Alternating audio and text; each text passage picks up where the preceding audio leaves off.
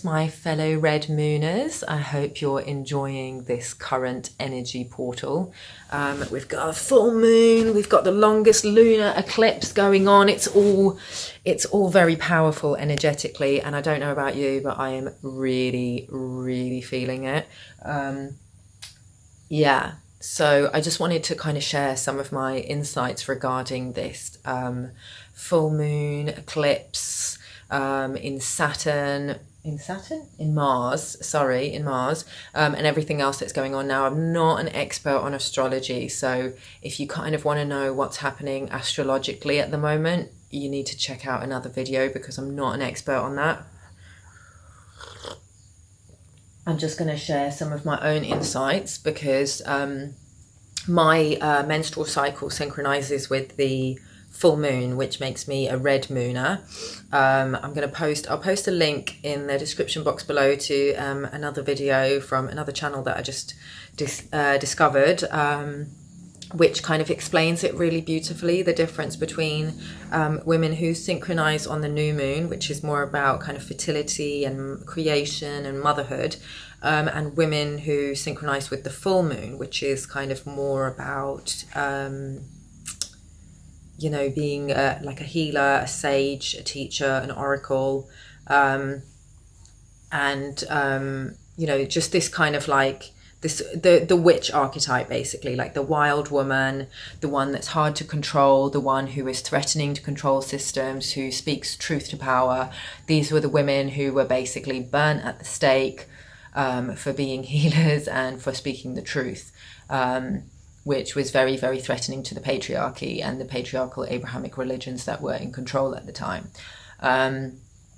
So yeah, that kind of resonates for me, because at 33 years old I am childless. I have no interest in having children. That's not I don't feel like that's my mission here. But this full moon cycle has been really powerful for me, just because full moons are about letting go. They're about releasing that which no longer serves us. And menstruation is also a detoxification. It's about releasing. Now, usually when I have my, not when I have my moon time. At full moon, whenever there's a full moon or a new moon, I always try and kind of gather with, a tribe of sisters, women, like have some kind of women's gathering, either a formal women's circle or an informal one can often be just as powerful.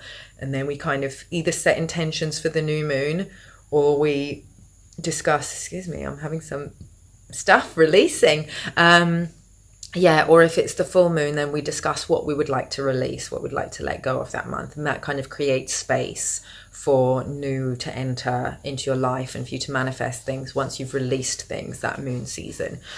This full moon, I could not even leave the house. Like, I would not have, I intended to kind of do some kind of women's gathering for the full moon, but I just was not able to kind of even fucking get out of the house. I mean, usually when I get my period, I like to be quite internal anyway. I don't like to go out. I like to stay at home. I like to sleep a lot, because, I'm processing a lot. I also do a lot of dream work as well. Not just, when I have my period, but just in general, I like to do a lot of dream work, because I have a lot of lucid dreams. So that's where I kind of, talk to guides and, my higher self, other people's higher selves. If I'm trying to deal with relationship issues, that's when I'll talk to other people's higher selves in my dream work. So yeah, for me, I like to really honor my body these days. I kind of used to have a lot of just self-hatred and feelings of unworthiness when my moon time would have me feeling really exhausted and not wanting to kind of move my body, not wanting to do any exercise, not wanting to leave the house, and just generally feeling like a failure. And that's because we live in a patriarchal society, which is quite I'll post a link to another video where two women were discussing this, and they kind of said we live in a society that's very solar, because the sun is masculine. It's very 9 to 5. It's very go, go, go, rather than having these cycles, which are kind of tied to like the women, not just a woman's cycle, but also the earth, the cycles of the moon, and how it relates to the earth as well, because the moon has a massive impact on, you know, the tides of the moon, the tides of the ocean. So obviously it's going to have a massive impact on our bodies as human beings, because we are 70% water, but particularly as women, because we, you know, menstruate. We have wombs, that's what we are. Man, I talked about this in my video, Human Nature and Worldview Poisoning, or I think I've changed the name of the video now, but I'll put a link to it, where I looked at the etymology of the word human, which basically comes from the Hebrew Adam, which means earth. So we are of the earth, we're fractals of the earth, and the woman is the man, the earthling, basically, that has the womb. So we are fractals of the earth, we're connected to nature. Now, I understand that a lot of people have some reservations about the moon and the way that women worship the moon. We don't worship the moon, we just kind of acknowledge the synchronization that our bodies have with it. But I know that a lot of people in the kind of truth community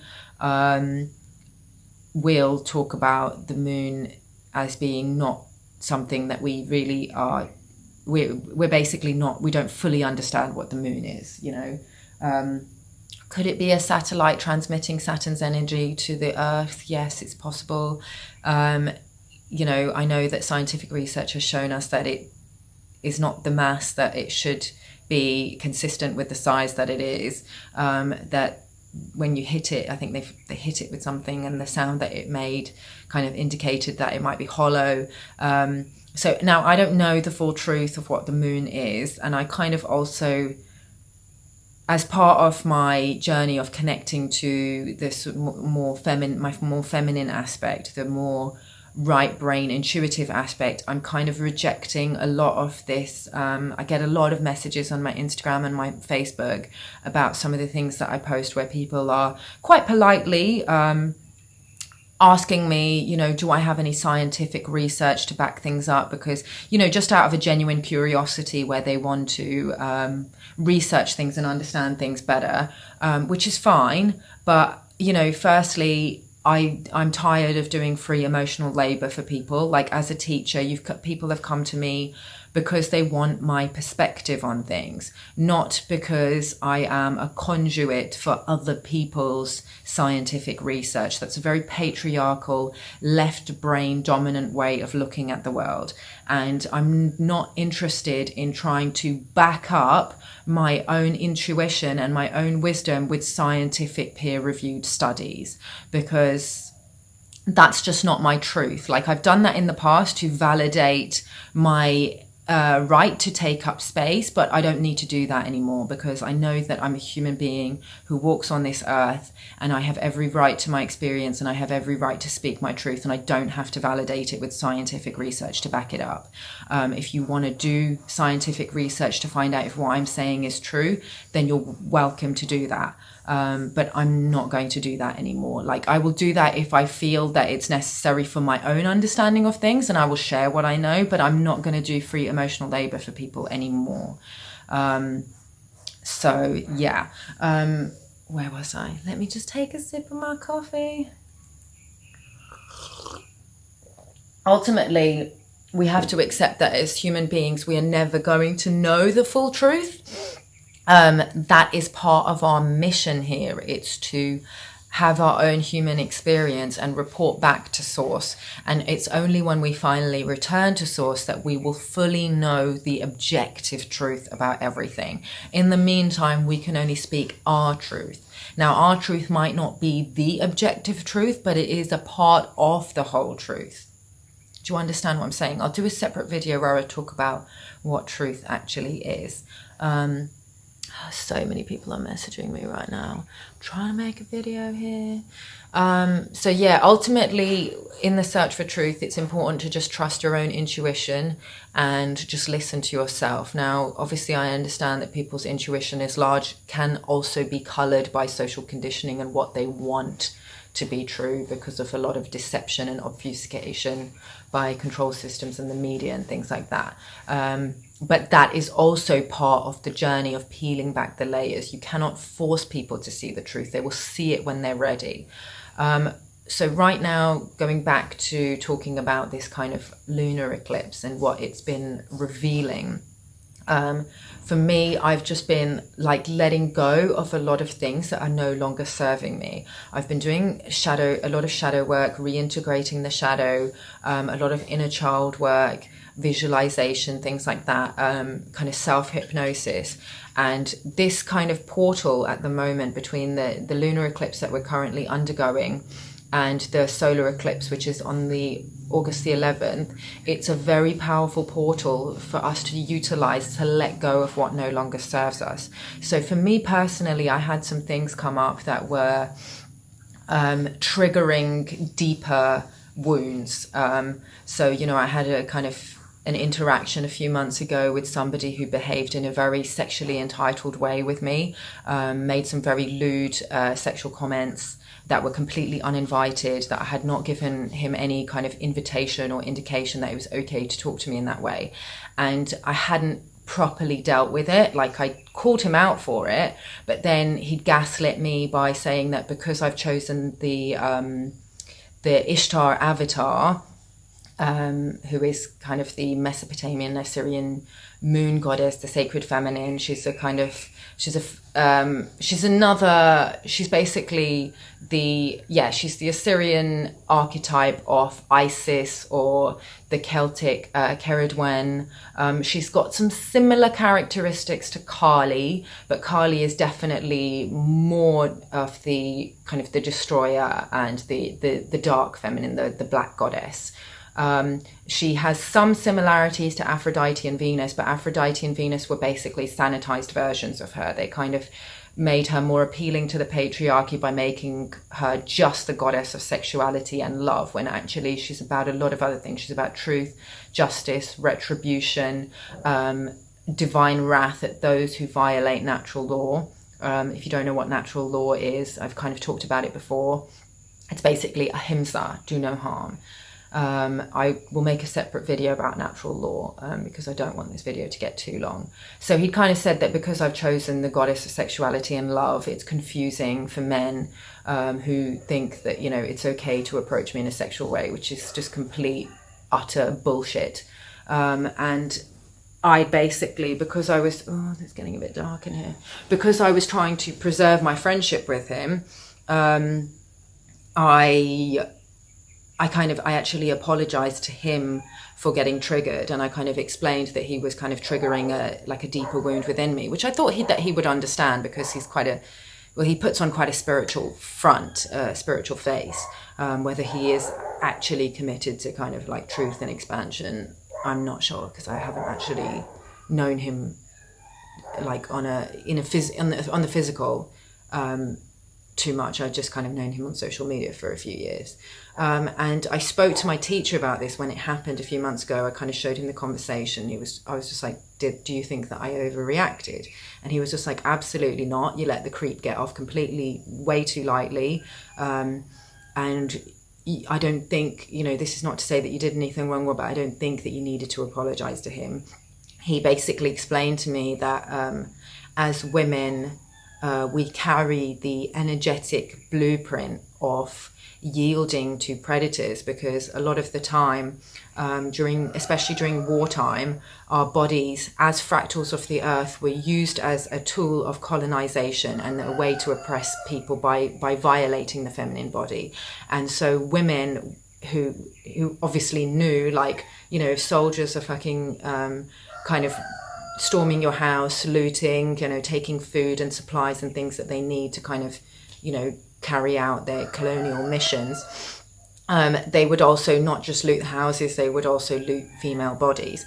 And so women would sometimes understand that the best way to avoid physical harm coming to them was to yield to predators and attackers by placating them, by being nice to them, and by generally going along with their demands. Now, I understand that in different cultures have different ways of understanding this. In South Asian culture, women's chastity is so deeply tied to their honor that women would rather commit suicide, and during the partition of India and Pakistan they actually threw themselves down into wells rather than have the other, which is, you know, Muslims if you were Hindu if you were Muslims, or Sikh or whatever, violate their bodies, because their bodies were basically seen as property, as a territory almost.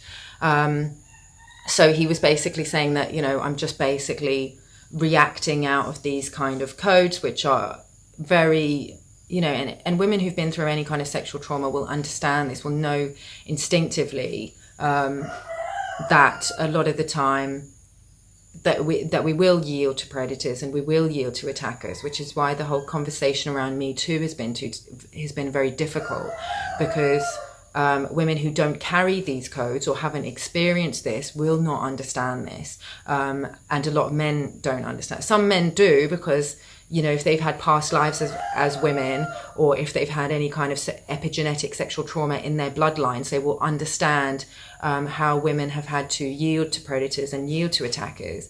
But for me in this portal, like, I felt like this was something that I've been carrying over the last few months, and it wasn't just about this instance with this particular person. He was showing me something that was no longer serving me and needed to come up for release. So, and this had happened months ago, but I was kind of festering over it, and I felt like I'd done myself a disservice by apologizing to him for getting triggered. But that was just, you know, me kind of showing him my openness and being like, will you please apologize for triggering me now? But he didn't do that. He just ignored me. So I was kind of really, really angry about this, because also I knew that I had allowed it to happen. So when he made a post on Facebook the other day, which was basically like, it was, you know, a very beautiful cosmic image of like a couple making love, and, you know, all this beautiful art, and, you know, say kind of a very sacred sexual image. And then he'd put the status, meet me on the other side of your boundaries. I was just like, okay, I'm just gonna fucking let this one rip. So everyone was like, wow, beautiful, amazing, commenting, and I just commented, I know a term for somebody who doesn't respect sexual boundaries, and it isn't too flattering.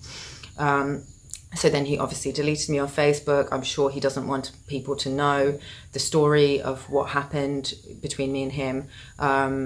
So I was just like, I'm not gonna let this go, because I feel like a lot of the time, predators will appeal to our better nature, especially for those of us who are on the spiritual path.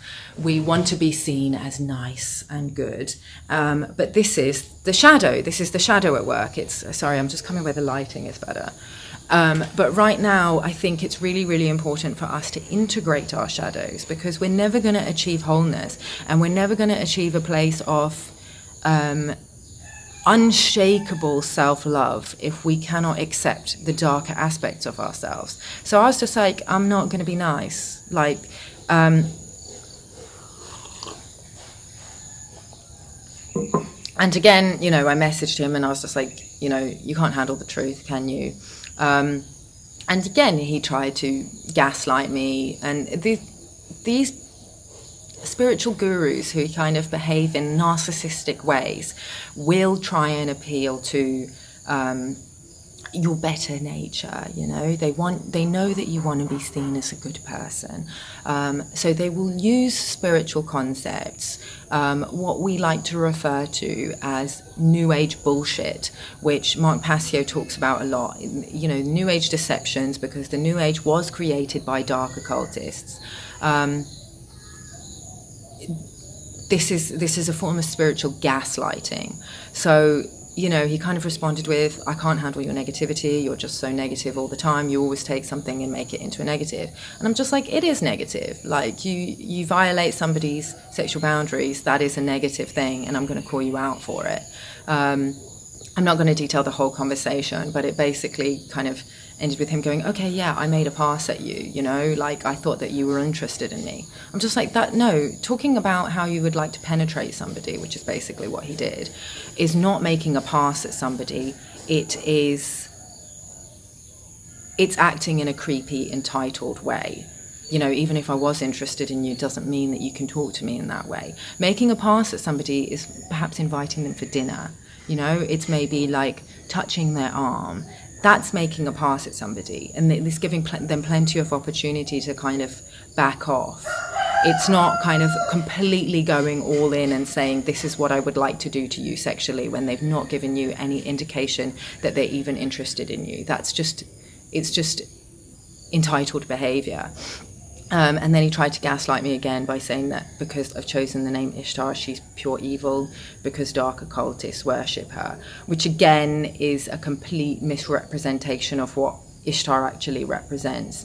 It's similar with Lucifer, when people say, oh, Lucifer is evil because, you know, Satanists worship him. Lucifer is an angel. He's not even a fallen angel. He basically plays the role of the Satan, because Satan is not even an entity. Satan is just a projection of our own darkness, our own shadows.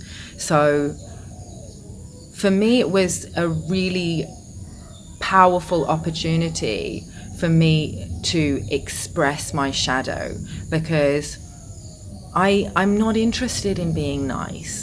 I don't care about being nice. I care about being good and living in alignment with natural law. But if I come across people who violate natural law, don't appeal to my better nature, because I'm not that person. Like, for me, Ishtar represents somebody who is absolutely merciless to those who violate natural law.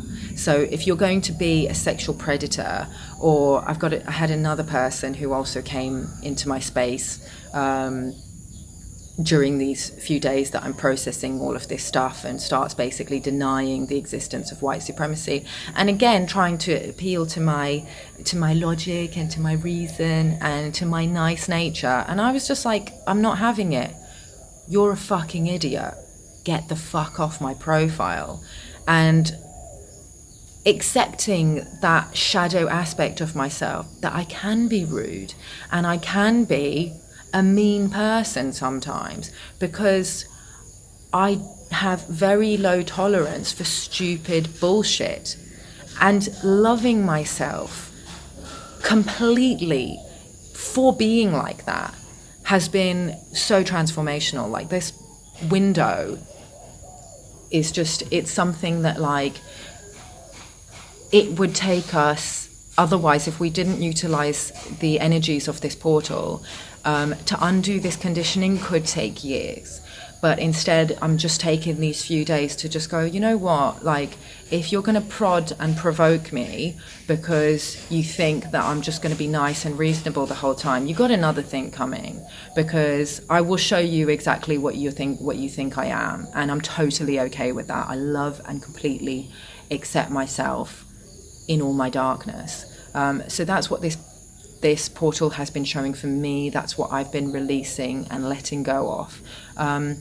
Another interesting aspect when it comes to the moon, and let's not forget that Ishtar, Isis, Inanna, they're all goddesses of the moon. I saw this interaction between a couple of people on Instagram. You know, there's a couple of different camps on Instagram who are kind of sharing spiritual wisdom and truth, and you've got the kind of divine feminine awakening who are coming at it from a very intuitive aspect, a much more feminine aspect. And then you've got the truth seeker camp who are coming at it from, like, research and knowledge and understanding. And both of them are necessary. We need inner standing, but we also need to look externally and look at the wisdom of and the teachings that were written by others before we can come to a place of truth. But I saw this kind of argument happening between two truth seekers, and one of them was kind of the sacred feminine camp, who, you know, is talking about the, you know, the wisdom of our bodies and connecting to the earth and connecting to the feminine, connecting to your monthly cycle. And she made a post about the moon. And then there was this other guy who was, you know, one of these very kind of patriarchal conspiracy theorists who likes to talk about, you know, the transgender agenda and just generally just promoting hate and separation. He kind of started blasting her and going, don't you know that the moon is a satellite transmitting Saturn's energy to the earth that keeps humanity enslaved and in this recycling of souls, which, you know, is there is some credence to. And she just responded by going, don't you realize that the moon is the only thing keeping this physical plane in existence? So without the moon we wouldn't even have a physical plane. And I think that this is kind of, we're seeing a lot of the battle between the disempowered masculine and the disempowered feminine kind of rising to the surface, because again, this physical manifestation is feminine in nature. The earth is feminine, you know, the sacred feminine is the goddess. She birthed the entire universe. The Heavenly Father is that which is unmanifested. So it's kind of seeing that this physical plane is dark, it's evil, it's the dark goddess. It's that which is, you know, we're looking at the cycles of time. So the, you know, many ancient civilizations, you know, we're talking about the Aztecs, we're talking about from the Kemetic tradition, the Vedic traditions, they would represent the womb of the earth mother as a maze, a labyrinth, because it's about the spirals, the cycles of time, the death and the rebirth. So it's looking at things from a non-dualistic perspective. So when we talk about, you know, evil and the fact that as humans we are enslaved, yes, but we've come here to experience that. We've come here to experience this physicality, this enslavement of being in a physical body while we're being fed on by, you know, archons and hyperdimensional forces, so that we can know what it's like to be free, because ultimately we are free. We're born free. Freedom is our birthright, because we are not the body. This body is just a physical manifestation of our thoughts. When we understand that, we know that we have nothing to fear. We don't have to fear being in the physical body. To think that we do is to feed into this agenda that basically enslaves us. It feeds off our fear. That's exactly what they want, because our fear is food for them. When we realize that we're not the body, that we're more than just this physical manifestation, we know that we have nothing to fear. We're just here to experience all the lessons that we experience in this physical body. So, you know, I guess what I'm trying to say is, don't be afraid of your physical body. Don't be afraid of your human emotions. Don't be afraid of your darkness. If you're feeling angry right now, don't believe the new age bullshit that your anger is misplaced and that it's a sign of your disempowerment. We need righteous anger right now. We need to respond to violations against natural law with righteous anger. We need to speak truth to power. That is what the sacred feminine is here to show us in this physical manifestation.